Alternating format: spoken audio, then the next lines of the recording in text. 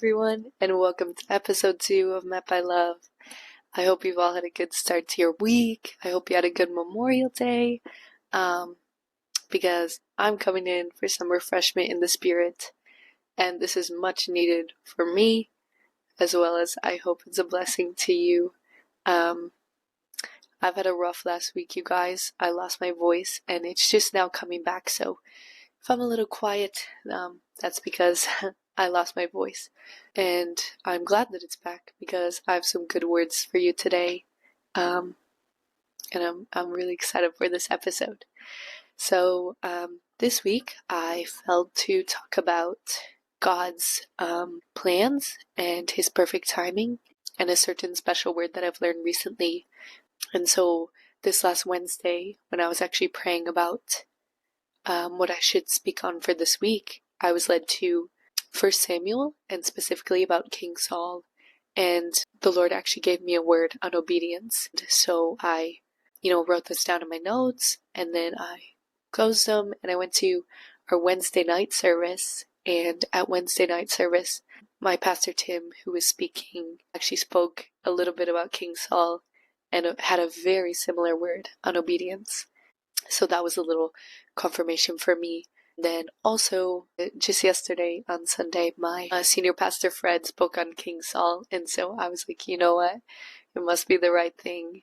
So I'm really excited for this week's episode, and I also have some very exciting news in this episode, so make sure to listen all the way through. So in episode 1, I stated that how through free will, we ask and ask and ask for something, and sometimes God gives us that, even though it wasn't the best plan or the original plan, so that we can be graciously corrected. And so speaking on King Saul was actually the direct outcome of that instance, because Israel begged and begged and begged for a king, even though they were warned that this wasn't the right timing. And I think the funny thing is that God had a king in store for Israel, and that was King David, but they first had to learn that God is the ultimate king, and instead of doing that, they decided to try to fast track God's plans,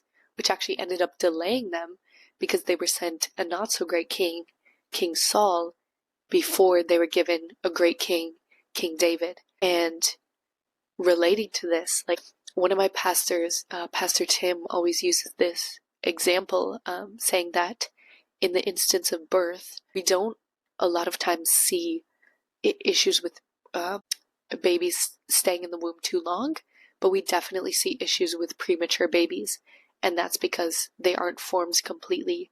And relating this to God's plans, like God doesn't want us to have the issues of premature plans, so we shouldn't try to birth his plans before his perfect timing. And I think that many of us struggle with this because we live in a very fast-paced environment, especially in the United States, where we always feel like we have to be doing something. And I think that it's become almost a foreign concept that the waiting season can be very fruitful, and I think that we just need to learn how to foster the seasons of waiting well. And I feel like I often struggle with this in the way that I always feel like I need to be doing something physically for God. And I think God's main desire for us is not to be in the mindset of, I need to do this to keep him happy. I need to do this to keep my relationship with him strong, because then we're works-based. And that's simply not true.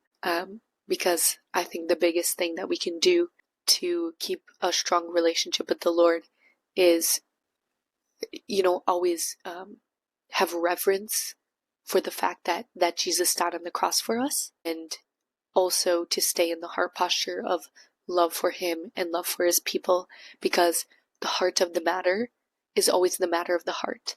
And if in doing something for God, we don't have the heart posture of a loving heart, then what is that work that you're doing worth? And actually a word that God gave me this last week is that, am I neglecting his word for the work of his kingdom? And in saying that, I often raise the question to myself, is my work for God my idol? And that's because I think it's so easy to get caught up on what am I doing for God? And then it becomes this mindset that I have that I always have to be doing something. Constantly I have to be doing something for God. But I don't think this is necessarily growing my relationship with Him in a healthy way. And what I think now is that the word should precede, or the word should come before your work that you're called to. There's a quote I recently heard from Pastor James Rollins, and he said, it's so easy to abandon our private time with God when we're called to do a public work for Him. And for me, I think that the reason it's this way is because when we're called to a public work for God, we often think that that is satisfactory or that's replaceable for the time that is spent dwelling alone with Him. But I think when you're called to a public work for God, you actually need to prioritize being alone with Him. Because, man, like, I think about all the times that, the times that I was actually called to public work for God was in the times that I spent dwelling alone with Him. And so in those times you spend dwelling alone with Him, in His Word, in prayer, in praise and worship, He's going to reveal to you the plans that He has. And so, like, taking example from Jesus, man, like, I think about how He waited 30 years before His ministry began. Like, He knew the end, and yet He still waited until the perfect timing to begin. And like, I think if I was in that instance, I would have been like, okay, here's the end. I have to do all these things to get this done. Let's bring salvation now, let's get this show on the road. But yet Jesus waited, and so patiently. And I was actually like rereading the Gospels just this weekend. Man, like, Jesus had so many periods of waiting. And actually, Jesus sought out periods of waiting. And in those times, He spent it alone with His Father in prayer, in worship, in praise. There's a verse, Luke 5:16, that says, but He would withdraw to desolate places to pray. And then there's another one in Mark 35 that says, and rising very early in the morning, while it was still dark, He departed and went to a desolate place, and there He prayed. And that's only 2 examples, but I can already think of like at least 6 more times that, verses are stated almost exactly like this. But there's one verse that really stuck out to me, and that was Luke 6:12 through 13a, and it says, in these days He went out to the mountain to pray, and all night He continued in prayer to God. And when the day came, He called His disciples. And I think a key point in this verse is, and when the day came, because Jesus waited in prayer with the Lord up until the perfect timing was to choose His disciples. And that's because Jesus was preparing for what was to come in the new season with His disciples. Because oftentimes, periods of waiting are actually periods of preparing. And so, there's many instances in the Bible where God asked people to wait and to pray. But since we're talking about King Saul, we see that Saul actually went the opposite way. So in chapter 10 of 1 Samuel, Saul was anointed king. And you guys, I'm actually going to be really honest and say that Saul started his reign as king actually pretty well. Saul was chosen, Saul was anointed. Actually, in verse 6, he was filled with the Holy Spirit. He was supported by men of God.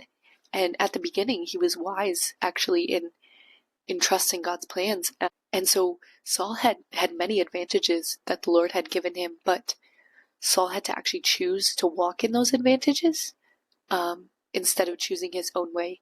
And I think that applies to us as well, because God gives us gifts, God gives us advantages, but we have to actually choose to walk in those and to grow in them.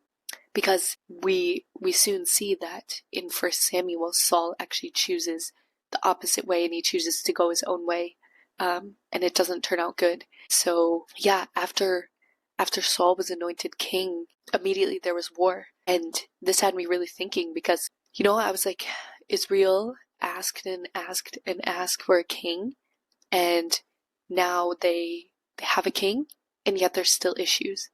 And I think that Israel had such a longing for the idea of a king, and they thought that that would satisfy everything, that that would fix all their problems. But in fact, it was the opposite. Having the image of a king still came with issues. And so soon we see that Saul's character takes a turn for the worse, and he actually chooses his own way, decides to sin against the Lord by not trusting in the Lord's plans, and he ends up becoming very prideful in his own decisions. And that's because there was going to be this war, and Saul became impatient and fearful that God wouldn't come through. And so instead of waiting for Samuel, he offered a sacrifice. And Saul was not a priest, therefore he wasn't supposed to offer a sacrifice. Only priests anointed were supposed to offer sacrifices. And so he became impatient, and he sinned against the Lord. And I think that oftentimes we also become impatient like Saul, and so we try to make our own path. But you guys, the truth is that waiting on the Lord takes patience, it takes faith, it takes trusting, it takes endurance, but his plans are always greater. And so enduring that is going to be much better than taking our own path. And I think often where we go wrong is not even complete disobedience to the Lord, but half-hearted obedience.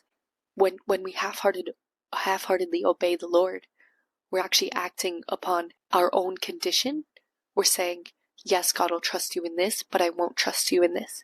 Yes, God will follow your plan here, but I'm not going to follow your plan here. When that happens, we actually minimize the fear and the reverence that we have for God, because we should live in fear of God, and we should live in reverence to God, because he's the King of Kings. And I'm going to be blatant and say that obedience is doing what God says, how he says to do it, and when he says to do it. And when I started this podcast, I told you guys that I was going to be really real with you guys. And so I'm not going to sugarcoat it when I say that there are times when it is very painful, very hard to follow God's will. To let go of your will, your plans for his. And, God actually revealed all this to me just recently. And what happens when following God removes the things that you wanted for your life? What happens when following God takes away something for something or someone for a season of your life? You have to let this go to follow his will. And man, there are times in my walk with God that it has been extremely hard to follow his will. And actually, I'm currently in a situation where I'm like, God, I don't really understand. I don't know what is happening, and it's really hard to trust you in this, but I know that if this is your will for this time, that it is good. And I think that in my past, I had to come to God with such almost like a fake, a filter that's God, I'm so overjoyed with this plan. I'm so excited that I'm on this journey, even though I was having a really hard time, getting it through my head that this was the plan. And I think now I've realized that I can actually come to God without this fake face, and I can come to him with my grief, my sorrow, my anguish, and I can come and say, you know what, God, I don't really like this situation. I'm having a really hard time with this plan, but I trust that you are good. And in doing this, we aren't hiding from him. Because guess what, guys? Shocker. You cannot hide from God. God knows when you're having a hard time.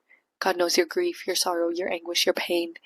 And, like, he knows your despair. And it's okay to not hide that from him.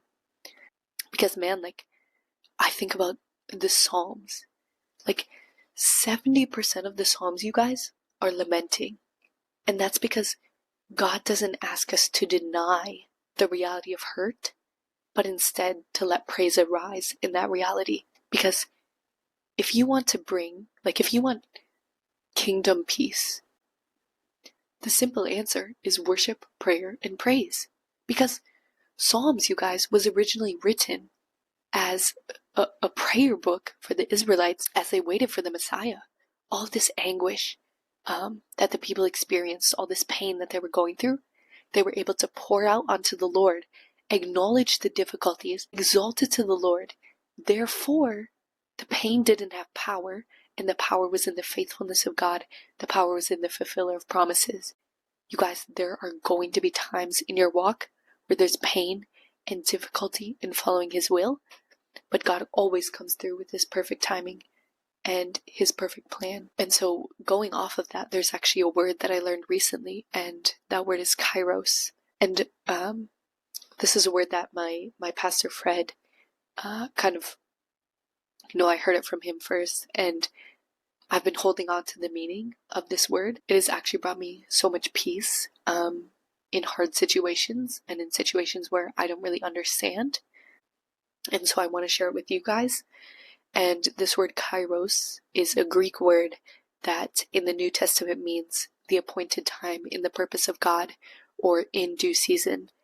And actually recently I've had such a crazy kairos moment. So I'm going to tell you the story about it. So as many of you know, I moved to Palm Springs, California in like October of this last year. And when I moved here, I wasn't really sure what God had for me. Like I entered into this awesome church, which I absolutely love and I'm so grateful for. But I knew that God had a higher purpose for me than just being plugged into a church. And so instead of waiting on the Lord for that higher plan and that higher purpose, I actually took matters into my own hands, and I decided to apply for college, and I started studying theology.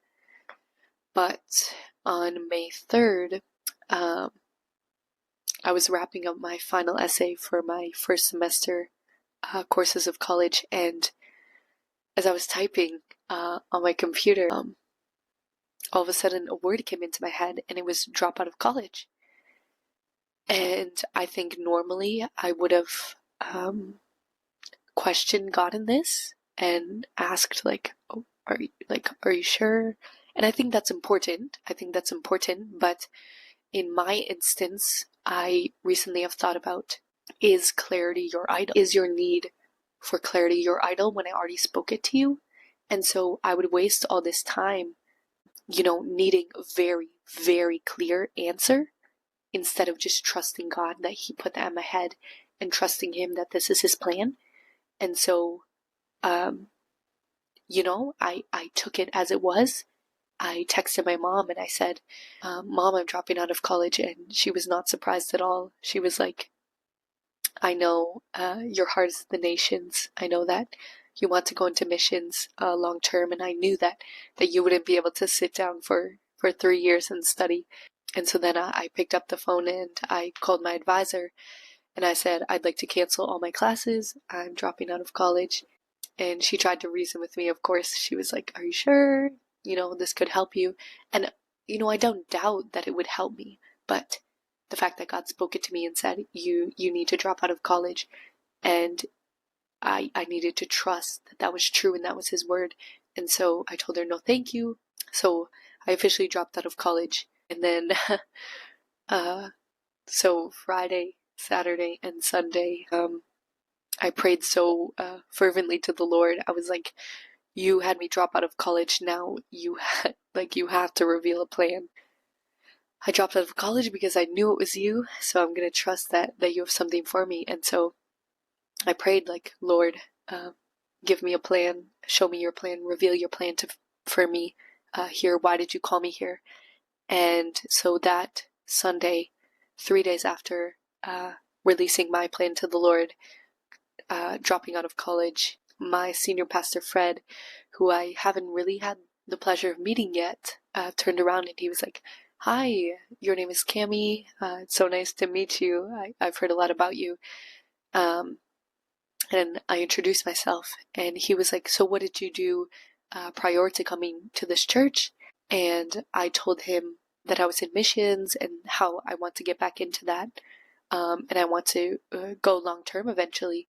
And he told me, "Cami, we want to give you the opportunity to go on a 3-month mission internship through our church, try it out, and then see where it goes from there." And man, like in that moment, I was in complete shock. I was like, God asked me to let go my plans of studying. 3 days later, he shows me what he really had for me in Palm Springs. And like, I started thinking, like, imagine if I followed God's will originally instead of taking my own path and studying for 4 months, doing what was my will for my life. And not to say that God didn't use that time, because when we go our own way, God can still use that for good, but it wasn't his original plan. Like, as we see with King Saul, like, it started with King Saul, they kind of went off track, but with King David, they came back, and God still uses that time.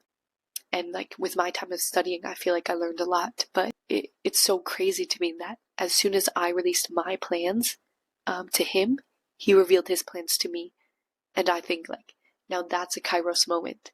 Like, at God's appointed time, in due season, he revealed his plans, and now I'm able to have a vision for what's to come. And so, that being said, you guys, like, do not give up on waiting on the Lord, because at the right time, he's going to show his plans, he's going to show his faithfulness, and he's going to fulfill his promises, as he always does. And I think often it's hard, like, as we discussed today with King Saul, the fact that he disobeyed and didn't trust in God's timing caused a lot more chaos than it would have been if the Israelites just waited on the Lord, and were obedient and endured the time of waiting with the Lord by their side. And so I just encourage you all this week to think about, what am I waiting on the Lord for? And I think, I really want to intercede for you guys this week, and I would definitely be praying for you all to stay steadfast in the Lord and to trust in his plans, because we all need a little help in that, I think. And so, that's what I have for you today, and I really appreciate you all for being here for episode 2 of Map I Love, and I'll see you all hopefully next week for episode 3, because we have a very, very special guest. She's one of my best friends, and she's such a beautiful woman of God, so she'll be here with me, and I'm excited for you guys to hear about that. So thank you all for being here, and I'll see you next week. Bye.